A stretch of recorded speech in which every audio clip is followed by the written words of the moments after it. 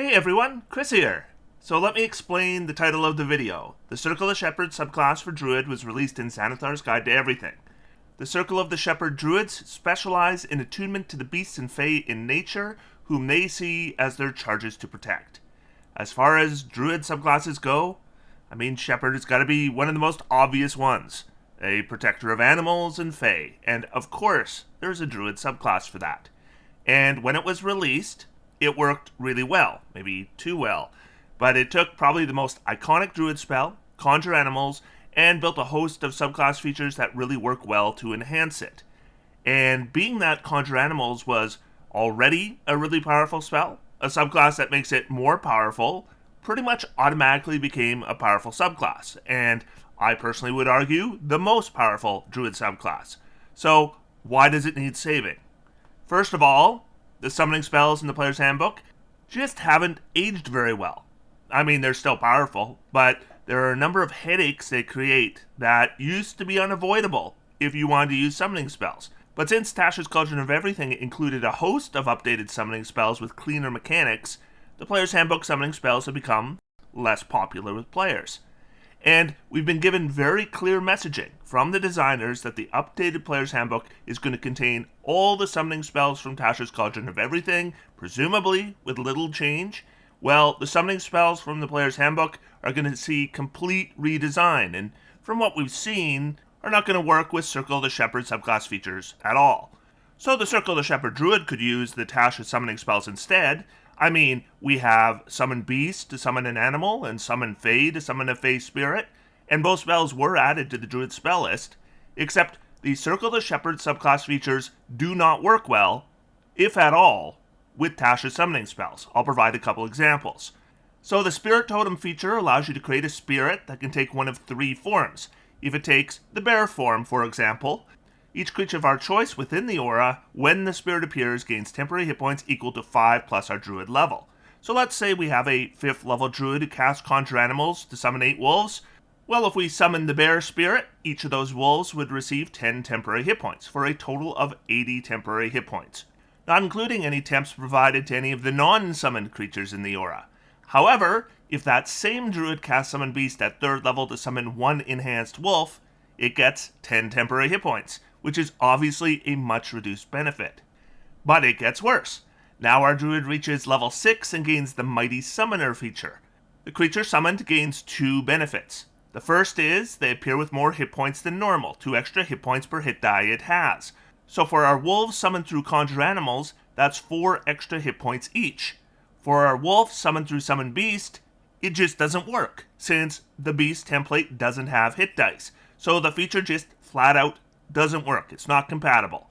And it gets even worse, because if we cast the other summon spell from Tasha's, Summon Fae, we still can't use the first bullet, but we also don't benefit from the second, since it turns the damage from natural weapons magical, but the Summon Fae doesn't have natural weapons, it uses a short sword, so it doesn't benefit from either bullet. And at 14th level, it says that if we're reduced to 0 hit points or incapacitated against our will, we gain the benefits of a Conjure Animals cast at 9th level. So we have no option but to use Conjure Animals in this case, and we know that Conjure Animals isn't going to work the same way in the new rules, and almost certainly is not going to be compatible with this feature. So the poor Circle of the Shepherd Druid has had compatibility problems for the past 4 years, and later this year, it's only going to get worse. Assuming Circle of the Shepherd will not be in the new player's handbook, and our best information right now suggests the subclasses in the new player's handbook for Druid are going to be Circle of the Moon, Circle of the Land, Circle of the Sea, and Circle of the Stars, which means no update for the iconic Circle of the Shepherd. They might surprise us, but as far as we know right now, not going to happen. So what do we do if we want to keep using this popular subclass? We really only have 3 options. Option 1 is to just keep using the 2014 version of Conjure Animals. The problem with this solution is that Conjure Animals is being updated for a reason. The old version is clunky, and it has some balance issues. And so if you just keep using it, you keep those issues. Option number 2 is to just keep using the 2017 version of Circle of the Shepherd, and features that don't work or don't work properly, boo-hoo for you. And I don't like that option either. So option 3 is to update the Circle of Shepherd Druid using the modern way that Druid subclasses have been designed more recently. And that is what I will do in this video. So if you use D&D Beyond, you can create a homebrew subclass that matches what I show in this video, and it's going to be fine for you to use privately, but you won't be able to publicly share it, which is why I won't be publicly sharing it in D&D Beyond either. So what I'm going to do instead is I'm going to print out the full text in the video description. So if you want, cut and paste it and put it in your own document, or dare I say, into your own homebrew D&D Beyond creation. Of course, if you don't like any of my updates, then change them however you like. But let's get started.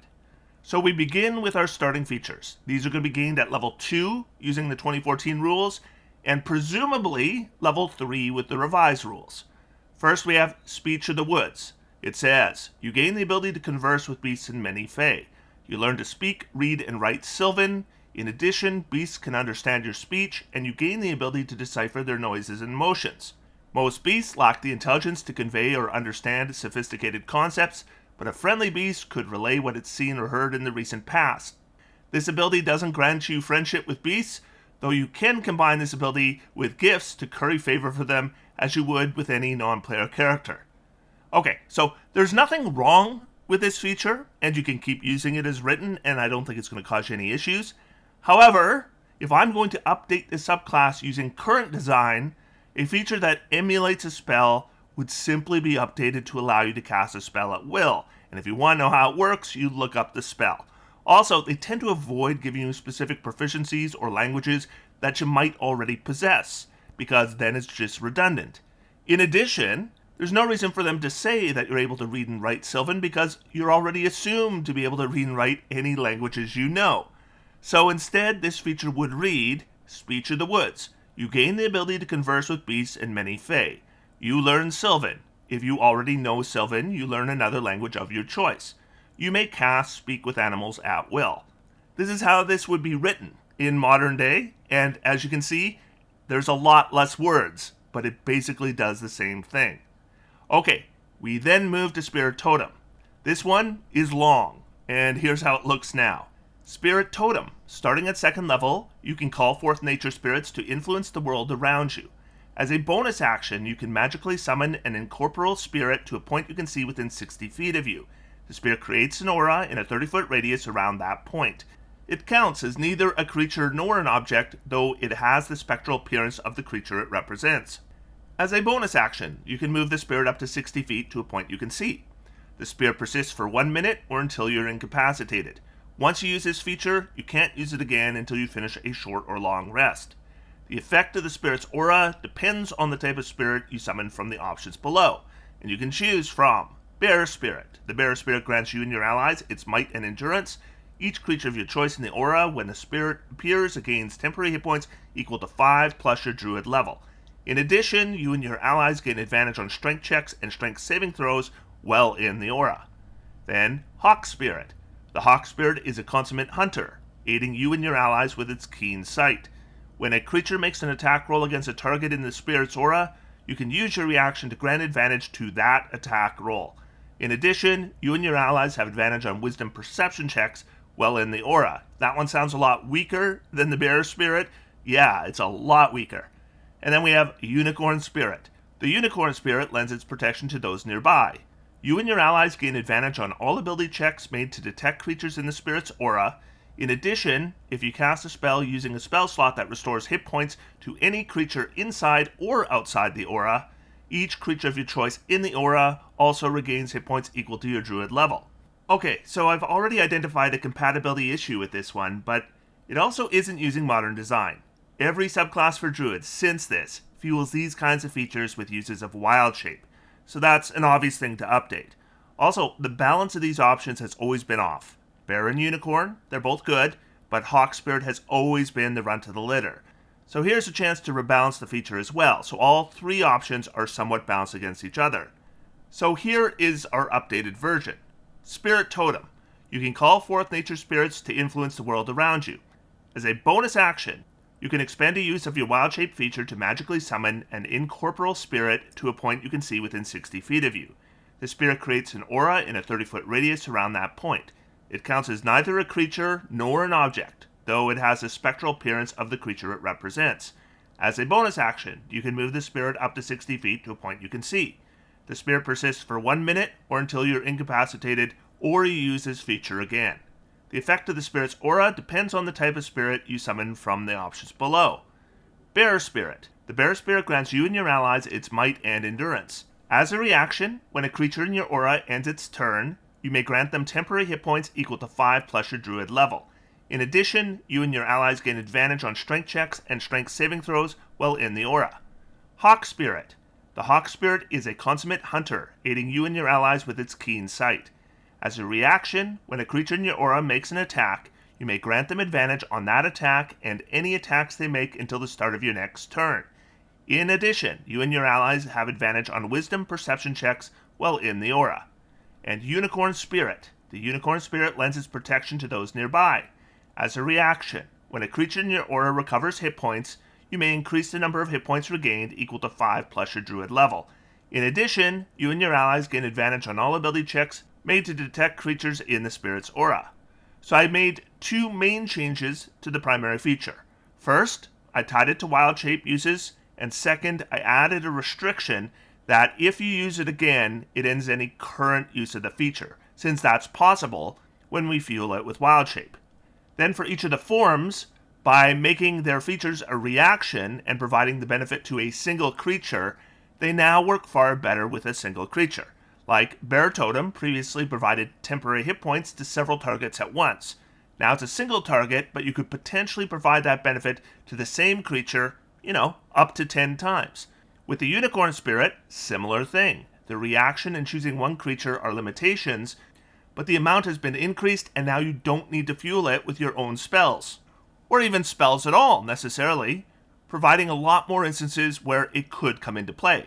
And with the Hawk Spirit, it now provides advantage to all attacks until the start of your next turn, which combine nicely with Tasha's summoning spells that make additional attacks when the summoning spell is cast at higher levels. Oh, and tying each of them to a reaction that affects one creature assures these features won't break if some summoning spell printed in the future summons multiple creatures. Okay, so moving on to level 6, here is the original version of the level 6 feature. Mighty Summoner. Starting at 6th level, beasts and fae that you conjure are more resilient than normal. Any beast or fae summoned or created by a spell that you cast gains the following benefits. The creature appears with more hit points than normal, 2 extra hit points per hit die it has. The damage from its natural weapons is considered magical for the purpose of overcoming immunity and resistance to non-magical attacks and damage. And I've already gone over the compatibility issues here, but also, if we're talking about the most recent design, granting magical attacks isn't a thing anymore. Instead, modifying damage types is used. So here is the updated feature. Mighty Summoner. Starting at 6th level, beasts and fae that you summon are more resilient than normal. When you use a spell to summon a beast or a fae, they gain the following benefits. 1. The creature appears with more hit points than normal. 5 extra hit points per level of the spell that summoned it. And 2. The creature may deal its normal damage type with its attacks or force damage. You make this choice each time the creature hits with an attack. So the 5 extra hit points per spell level is easy math, and it's a substantial amount. And remember, if you cast Summon Beast with a 5th level spell slot, it is treated as a 5th level spell. And as for the damage type, no longer tying it to natural attacks means it does work with Summon Fae. And Force is kind of, the catch-all damage type. And since there isn't any damage type I would consider more thematic for this subclass, it seemed right. Though feel free to change it if something else works more for you. And that brings us to level 10. So here's the original feature. Guardian Spirit. Beginning at 10th level, your Spirit Totem safeguards the beasts and fae that you call forth with your magic. When a beast or fae that you summoned or created with a spell ends its turn in your Spirit Totem aura, that creature regains a number of hit points equal to half your Druid level. And it's easy to see why this feature works especially well with groups of weaker summoned creatures. So we want to improve it, but like with Spirit Totem, we also want to protect it from breaking with spells that may come out in the future. So here is my updated version. Guardian Spirit. Beginning at 10th level, your Spirit Totem safeguards the beasts and fae that you call forth with your magic. At the end of your turn, choose a beast or fae that you summoned or created with a spell in your spirit totem aura. That creature regains a number of hit points equal to your druid level. So we've doubled the amount it heals, we've changed when it happens to make sure that it only affects one creature per round, so we're making it work much better with the Tasha's summoning spells. And finally, level 14, here is the original feature. Faithful Summons. Starting at 14th level, the nature spirits you commune with protect you when you are the most defenseless. If you are reduced to 0 hit points or are incapacitated against your will, you can immediately gain the benefits of Conjure Animals as if it were cast using a 9th level spell slot. It summons 4 beasts of your choice that are challenge rating 2 or lower. The conjured beasts appear within 20 feet of you. If they receive no commands from you, they protect you from harm and attack your foes. The spell lasts for 1 hour, requiring no concentration, or until you dismiss it, no action required. Once you use this feature, you can't use it again until you finish a long rest. So I think this one is pretty easy to fix, and we can pretty much keep the same thematics. So here is the update. Faithful Summons. Starting at 14th level, the nature spirits you commune with protect you when you are the most defenseless. If you are reduced to 0 hit points or are incapacitated against your will, you can immediately gain the benefits of Summon Beast, as if it were cast using a 9th level spell slot. The Summon Beast appears within 20 feet of you. If it receives no commands from you, it protects you from harm and attacks your foes. The spell lasts for 1 hour, requiring no concentration, or until you dismiss it, no action required. Once you use this feature, you can't use it again until you finish a long rest. And so, this updated Shepherd Druid now works with Tasha's summoning spells for Druid as if it was designed to work for those spells. Updated Druid subclass design, like an alternative for Wild Shape, is now included, but thematically, every feature is pretty much how it has always been. And if you like it, make sure to go to the description so you can cut and paste the printed version. And do me a solid and upvote the video as well. And speaking of liking things, here are some people that I like who support this channel through Patreon. If that's something you would like to do, find the link in the video description. Thank you to Airhead, Alex R, Vo, Bloody9, Etherzone, CJ, Chris C, Coral, Dank Train, Dewey Cheatham and Howe, Douglas Reynolds, Dudis Noob, Eden, Aaron, Eric Wasserman, Evan Getting, FBKO5, Gishlife, Heisenberger, Jay Gemmel, James Makla, James Sprague, Jean-Baptiste Blanchette, Jariru, John Matera, Jonathan Zucker, Joseph Van Horn, Justin Times, Mark D, Math Guy Dave, Mr. Brett, Myconoid, PC's Head, Quicksilver HG80, Ramen Goblin, Scott Parsons, Thunderlock, Tim Gerbafic, and William Whittles. And thanks to all of you for watching. Until next time, I'm going to sit back, relax, and have some fun. D&D is for everyone. Talk to you soon.